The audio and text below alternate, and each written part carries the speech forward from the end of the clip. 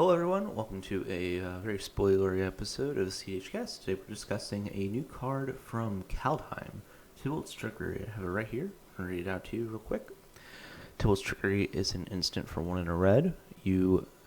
Has a lot of text. You counter target spell. Then you choose 1, 2, or 3 at random. The controller of that spell mills that many cards, then exiles cards from the top of their library until they exile a non-land card with a different name than that spell. They may cast that card without paying its mana cost, and they put the exiled cards on the bottom of their library in a random order. So what is this? So there's two ways you can look at this. This is a red counterspell. It's 1 in a red. It says counter target spell. The other way you can look at this is it's a combo piece of sorts. So if you can guarantee the top 3 cards of your library are not spells, you can then you can guarantee that the 4th card is, like a huge, like 11 drop or something. You can, let's say it's like Enter the Infinite. Now you just draw the rest of your deck and you win. So there's a few ways. I guess the easier discussion to start out with is the combo side. So there's a few cards that would work with that. I think Limdul's Vault is the one that most people think of. You can, if you have, let's say you have a pile, it's like 2 lands, 3 spells. One of the spells is your combo piece. So what you can do is you can put one of the spells as the first card. So no matter what, that gets milled. The second and third cards will be lands. So if you mill 1, you'll hit 2 lands. If you hit mill 2, you'll hit 1 land. If you mill 3, you'll hit no lands. Then that 4th card is going to be End of the Infinite or whatever your combo piece is, right? So with the Limdul's Vault, you do piles of 5. So your 5 would be would need to be at least 2 lands and a and then your bomb, which isn't too hard. I guess if you think about it, it's like kind of unlikely that that's going to happen. I guess it's really like the chances that you'll have 2 lands in a pile and that card is pretty unlikely. However, if let's say you have 1 land, right? If you roll 2 or 3, now you have a 66% chance of winning. So even if you only have 1 land, you still have a majority of the time will win if you have Limdul's Vault plus Tibalt's Trickery. You do have to worry about running out of life, but it's like 1 life a pile. You really don't need to worry about that. So yeah, that's... And then there's also long-term plans, which is a tutor that puts a card 3rd from the top. So that'll actually... that'll put it... I think it'll be the 4th card. So if you have only lands off the top, or it's positioned in such an order that you can guarantee... Like, that there's Eva Sensei's Divining Top, let's say, and you put the 2 lands...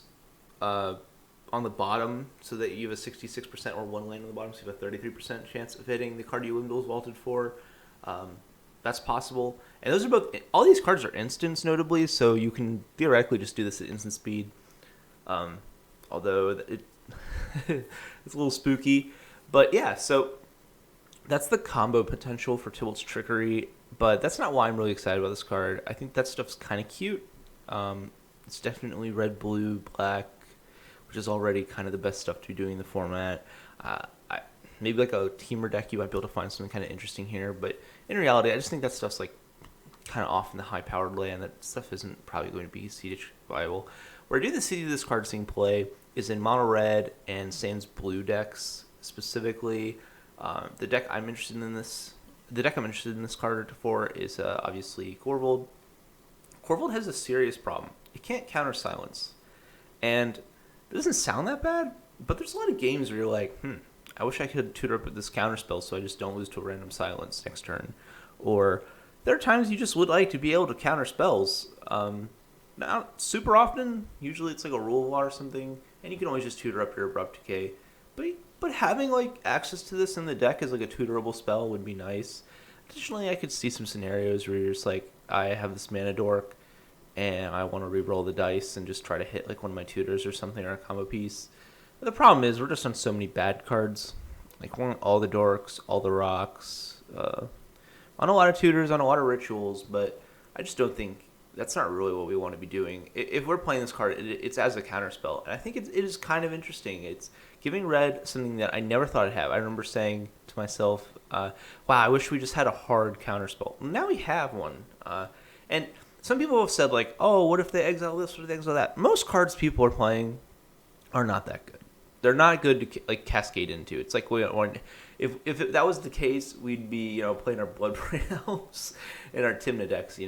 Like we have a lot of counterspells. Like for example, someone asked me, "Well, what if they just hit a counterspell off of their Tibalt Trickery?" And it's like, well, if we're using the spell defensively in our Corval deck, we're probably protecting Corval from mana drain or Force of Will, or we might be protecting like one of our reanimation spells or Dockside. And if you look at those reanimation spells in Dockside, a few of them are instants and sorceries, but a lot of our most powerful spells that people have to counter are like enchantments. Enchantments and creatures, really. They're very much permanents. And if you look at the counterspell suite in the format, if they hit a deflecting swat, sure, that's really good, but they're gonna hit a Flush of Storm, a Dispel, a Swan Song, a double hit enchantments. But let's say they hit a Force Negation, right? Like they're just or Fierce Guardianship. Those cards don't hit creatures, and some of our most powerful things we're doing aren't creatures. It's part of the reason that Corval is good, actually, is because we are so creature-based in our Storm that a lot of our, weak choke points are on creature cards, and so it's very difficult for opponents to counter those cards while also countering, the turn 2 ad nauseas of the format that we're also capable of having.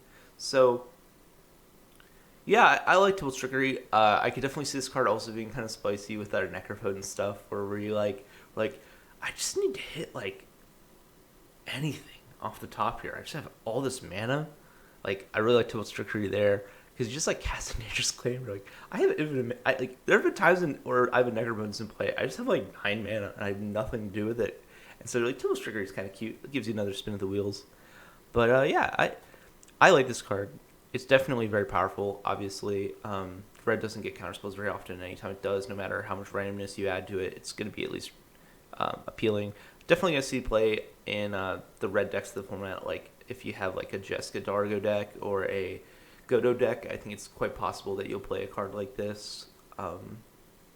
Yeah, so if you have any thoughts, any feelings on Tibalt's Trickery, I'd love to hear about them. It's definitely one of the more interesting cards that has seen print in Kaldheim. It's interesting that's a red counterspell that just says counter target spell. That's never been done before, or I wouldn't be as excited about this. So yeah, hope you have a good one. Have fun with Kaldheim hope you have a good one. Have fun with some Kaldheim spoilers. And have a nice day.